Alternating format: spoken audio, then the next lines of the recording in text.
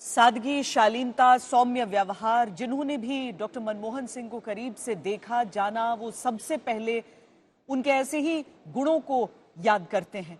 उन्हीं में से एक हैं यूपी के मौजूदा मंत्री असीम अरुण, जो मनमोहन सिंह के सुरक्षा कर्मियों में शामिल रहे थे। डॉक्टर साहब की एक ही गाड़ी थी, अपनी व्यक्तिगत मारुति 800। जब वो पीएम बने तो वो और उनका साजो सामान आया और साथ साथ उनकी गाड़ी भी पीएम हाउस में आई। लगभग उसी समय एसपीजी ने BMW कार्स की एक फ्लीट खरीदी थी। तो मनमोहन सिंह जी बार बार मुझे बोलते थे कि नहीं, मुझे इस गाड़ी में नहीं बैठना, ये बहुत महंगी गाड़ी है, बहुत दिखावा लगता है इसमें बैठना। तो मैं, मेरे साथी उनको समझाते थे कि सर, ये आपके वैभव ऐश्वर्य को बढ़ाने वाली गाड़ी नहीं है, ये आपकी सिक्योरिटी के लिए है, इसके सिक्योरिटी फीचर्स अच्छे हैं, इसलिए हमने गाड़ी खरीदी है। महंगी है, सही बात है। तो वो मान जाते थे। फिर 2-3 बार बोलते, नहीं नहीं असीम, मेरे लिए एम्बेसडर वाली फ्लीट लगाओ, ये मुझे गाड़ी ठीक नहीं लगती है। साथ साथ दूसरा, उनकी अपनी मारुति 800 उसी फ्लीट के पीछे खड़ी रहती थी और जितनी बार भी वहां से निकलते थे अपनी उस गाड़ी को वो देखते भी थे, पूछते भी थे कि मेरी गाड़ी ठीक रख रहे हो ना। तो मुझे बड़ी खुशी होती थी, हंसी भी आती थी कि तमाम दायित्वों के बीच में मेरा ये भी एक दायित्व है कि सर की गाड़ी चलती रहे, फिट रहे। लेकिन ये एक सांकेतिक बात भी थी। वो अपने आप को एक आम आदमी के रूप में देखते थे।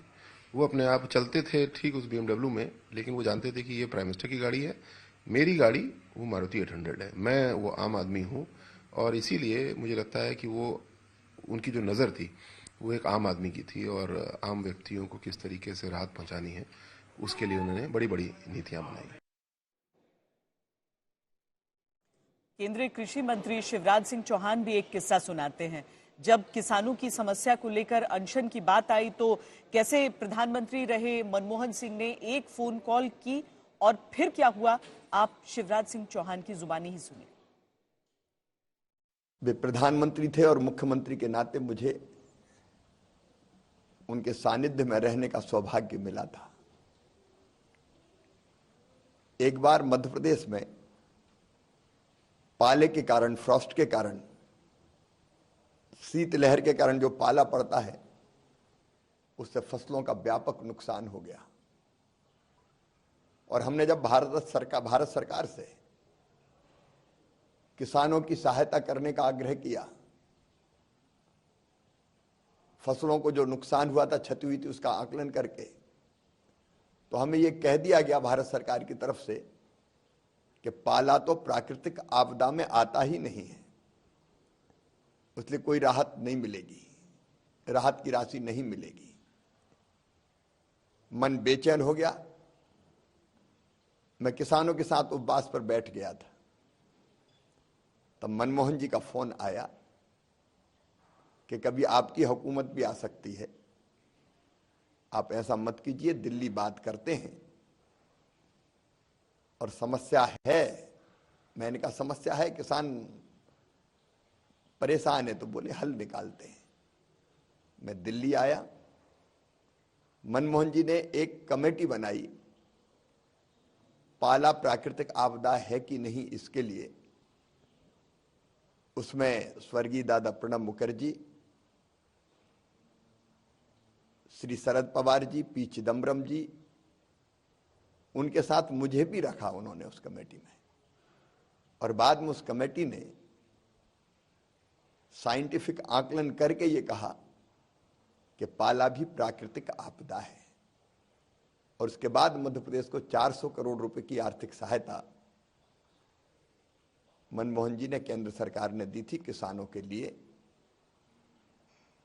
तो वो जो जायज बात होती थी उसको सुनते थे और समस्या होती थी तो समाधान करते थे। डॉक्टर मनमोहन सिंह के कई बयान हमेशा चर्चा में रहे हैं। उन्हीं में से एक है संसाधनों को लेकर अधिकार का, जिसे याद करते हुए असदुद्दीन ओवैसी कहते हैं कि वो पहले पीएम थे जिन्होंने अल्पसंख्यकों को अधिकार दिलाए। मनमोहन सिंह साहब एक पार्टीशन के रिफ्यूजी थे और उसके बाद उन्होंने अपनी ज़ाती मेहनत और ईमानदारी से वो तरक्की करते गए। RBI के गवर्नर और फिर भारत के फाइनेंस मिनिस्टर, फिर 2004 में वो इस मुल्क के वज़ीर आज़म बने। और मेरा मानना यह है कि उनके दौरे वजारत उस्मा में वो एक भारत का एक पहला वजीर आज़म था, प्रधानमंत्री था, जिसने मार्जिनलाइज कम्युनिटीज़ और ख़ास तौर से मुसलमानों को अपलिफ्ट करने के लिए, उनको हक दिलाने के लिए उन्होंने बहुत कोशिशें की और उनके इंतकाल से यकीनन हमारे वतन अजीज़ ने अपने एक ख़ास सपूत को खोया है। मैं तमाम मुल्क जो आज गम में शामिल है, गम में है, मैं उसमें शामिल हूँ। समाजवादी पार्टी के अध्यक्ष अखिलेश यादव, आरजेडी प्रमुख लालू यादव ने डॉक्टर मनमोहन सिंह को याद किया। देश का के लिए बहुत बड़ा क्षति हुआ है।